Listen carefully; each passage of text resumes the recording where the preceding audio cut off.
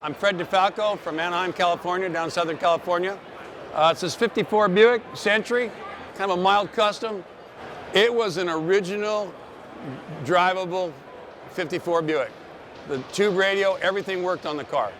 American Street Rods sells street rods. I bought it from Charlie as a stock car, drove it from Pomona to Anaheim, and broke it down, and it was being built in Anaheim, and then finally went east to Michigan to be built, to be finished. It's not as trick as the rest. You know, well, it is and it isn't. You know, because the things I did on this car you can't see. Like the rockers, lowering them down. Well, you don't get it. Or the fins. And a lot of Buick guys look at the car and I ask them, I'll watch them and see them talking. You go, well, did you figure it out yet? And they go, no, what'd you do? And then you tell them and they're like, holy smokes. So that's the big deal about custom cars. Like the engine compartments, you know, is everything's hidden on it. This car was built to be a Ridler car. Under the car, there's no tubes, no wires. Everything goes through the tunnel on the bottom of the car. And that was the whole idea, that to hide everything and to make it as inconspicuous as possible. Like in the engine compartment, you only see the plug wires and you only see them for a second. So, you know, that's what everybody does when they build them, try and outdo the other one for hiding stuff. Yeah, so when we were starting to build the car, we started looking around for parts and that. We went to TCI for their universal front suspension kit, and it works real well with the car. This is bagged. It's got Accu-Air and airbags front and rear. So, but it all sets up and works well with the car.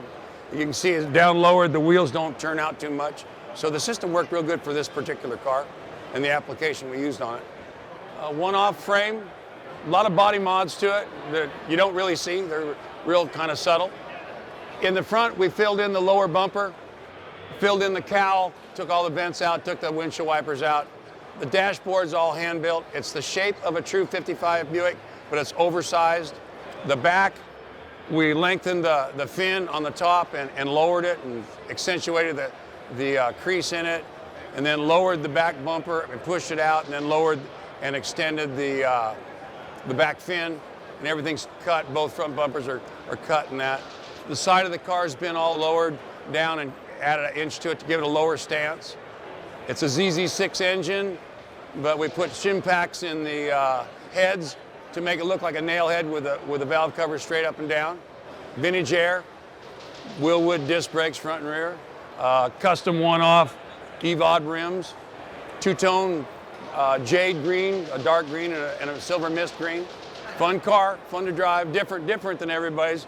A lot of people love the color combination because they go together, but they don't go together.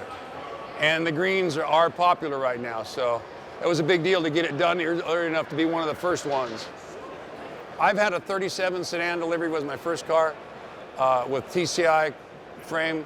I had a really custom 36 Roadster that the guys that built this in Michigan built for me, and that was a full TCI frame. So my buddy that I run with, he's got a stock 36 3-window that he wants to sell. And so I'm kind of thinking, well, maybe if I sell this, I'll build a really neat 3-window. But I definitely, if I would, it was going to be a TCI chassis. They're great chassis. They're all set up. It's a one-stop deal, which is really what you want when you're building a car.